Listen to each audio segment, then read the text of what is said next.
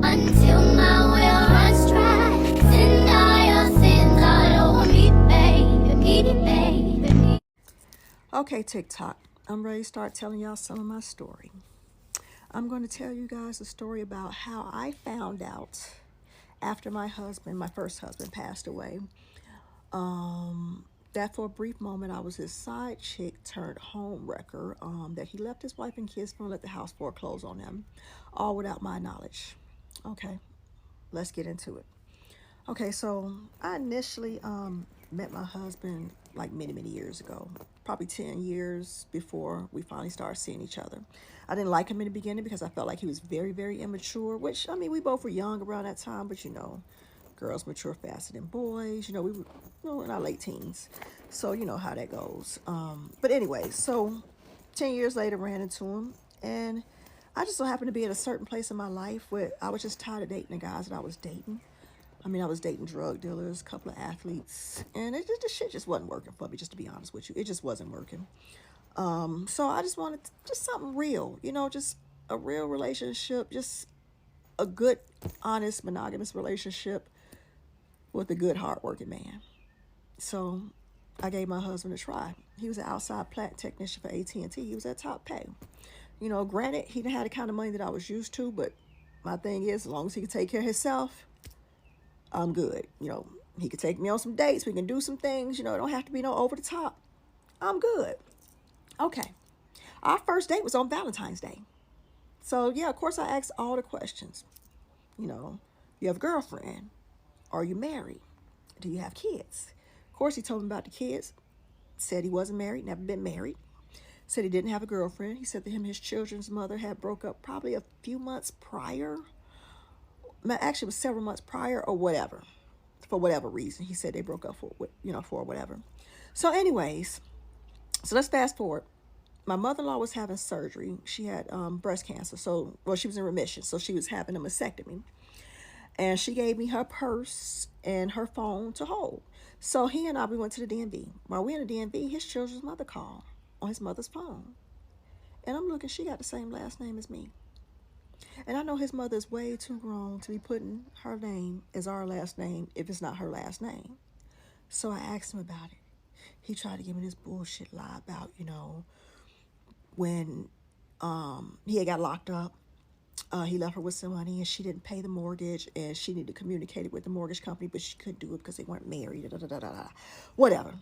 All this bullshit. Which some of the stuff he said, it made sense, but me, I didn't think too much into it because I'm not a liar. Like, if I'm going to lie, it got to be about some money or something major, saving a life or some shit like that. But just to tell a stupid ass lie like that just for no reason, something I wouldn't do. So I'm not digging into his lies, no nothing, whatever. Okay, so let's keep it moving. Okay. So there was a time that his daughter, even before that, his daughter told me that her dad was married to her mom. And when I went to him and told him what his daughter said, he told me she don't know what she talking about. So this man even let me believe that his daughter was a liar or just confused, So anyways, let's keep it moving on into the story. Like, I remember one time we had a brief argument about something. He slipped and said some shit, and I didn't hear him because he was in the other room. It was something about my family and you. When I went back, I was like, what the fuck you say? What'd you say? He didn't repeat it. So thinking back on it, he said some crap like, I left my family for you. Baby, I didn't ask you to leave your family for me. Matter of fact, if I knew you had a family, I wouldn't have been with you. Because I'm not going to do that to another woman. You know what I'm saying? Like, I'm never going to be that woman to do it to another woman. Think that he ain't going to do it to me? You know what I'm saying? Rather, he'll do it to me or not. That's just something I wouldn't want to do to another woman because karma is real. It is. Okay? And when I tell you throughout our whole relationship, luck was bad.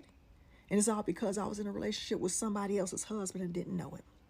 Stick around for part 2, because it's more. Okay, let's get into part 2. So I'm going to go back for a minute. Like, when I originally met her, I can't think of the timeline, so I don't know if they were already divorced by then, because like I said, he lied to me, so I don't know.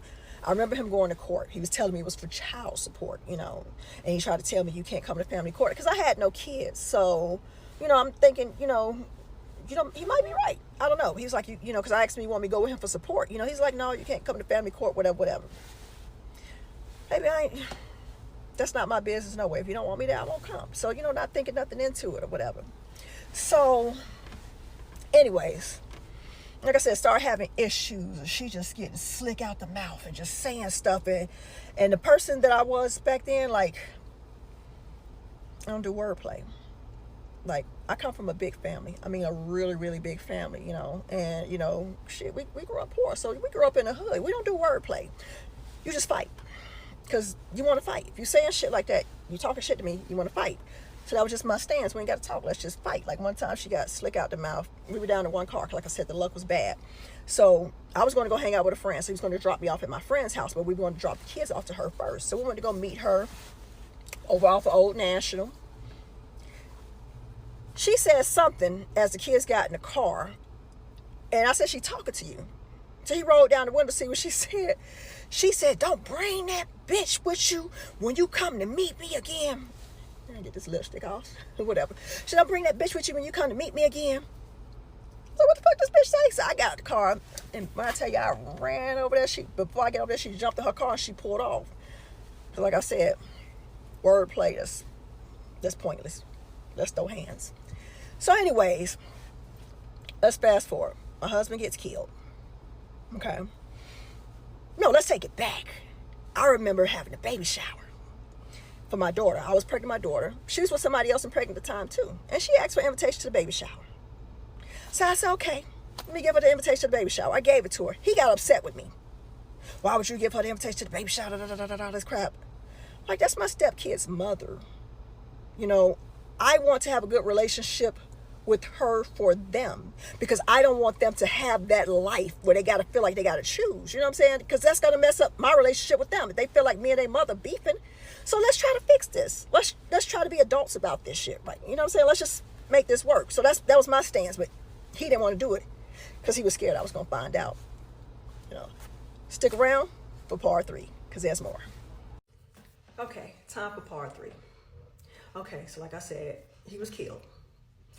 Okay, so let's fast forward to when she and the kids came to visit me when I was living in Orlando. You know, because after he died, you know, the beef, you know, seems to have dissolved. You know, we all right.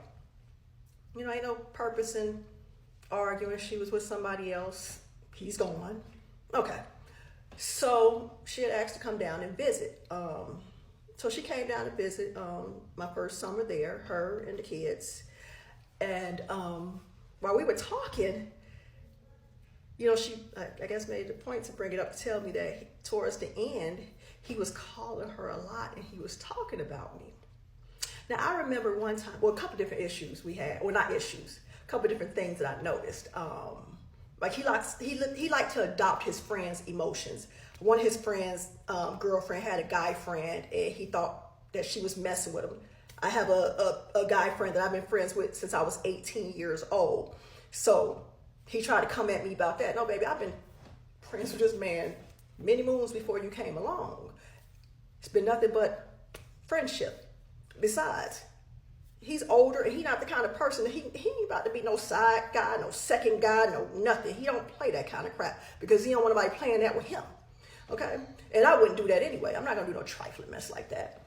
So anyways, so that was one issue. Then one of his homeboys, you know, because this was during the recession, you know, 2007, 2008. So one of his homeboys had a girlfriend who worked for AT&T. Now, when the recession hit, the homeboy lost his job. The girlfriend took him and his son in, and, you know, was taking care of him, you know, till he got on his feet or whatever. So his kid's mother, when I met her, you know, she was working for the courts and she was only making like, well, what he told me, like around $21,000. Then she got a promotion or applied for another job working underneath a judge or whatever. Went from that to making about 50. Oh, he was upset about it, talking about, oh, I remember when she wanted to go load trucks. So I'm saying, like, is you really jealous? Like, dude, you left your AT&T job. You could have stayed there. You would have still been making more money than her. Don't be jealous. Be happy. That's the mother of your kids. Be happy she's able to provide. She's not living from pillar to post anymore because you had her living from pillar to post.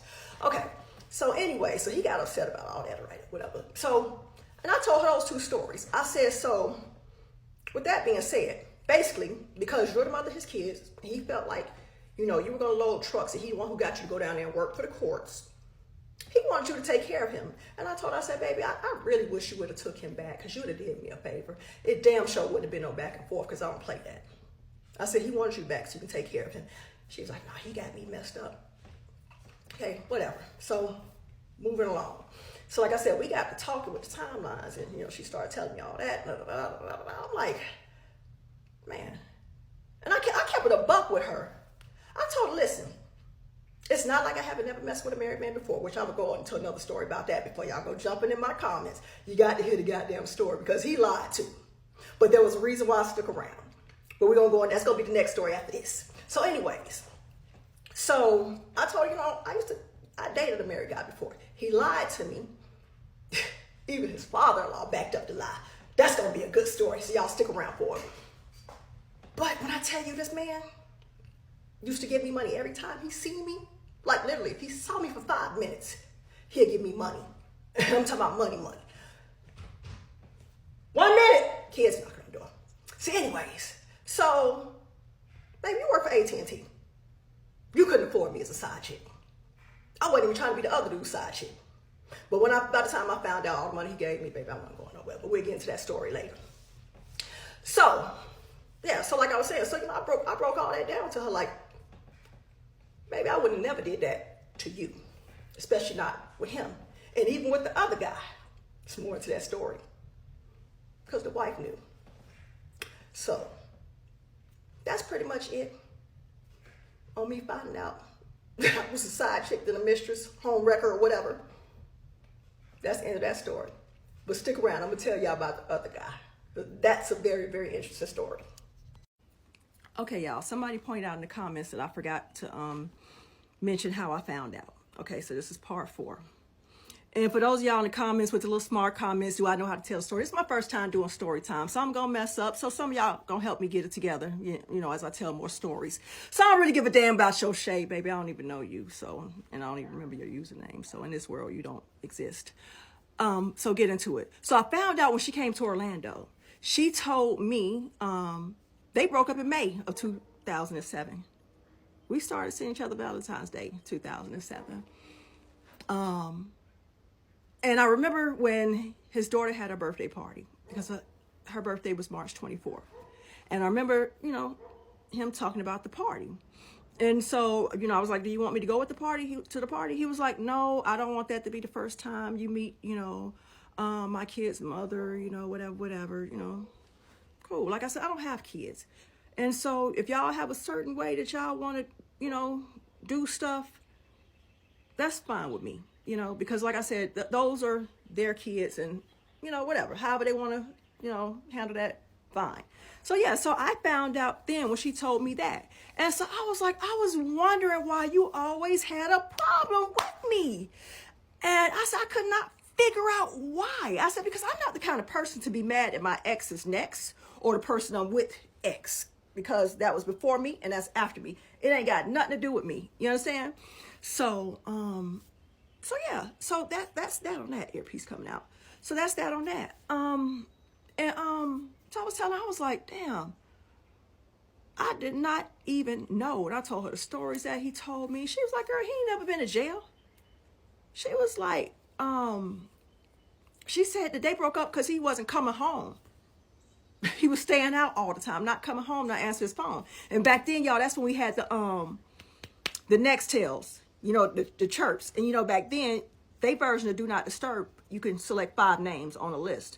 And the rest of the calls would go straight to the voicemail. Your phone would not ring.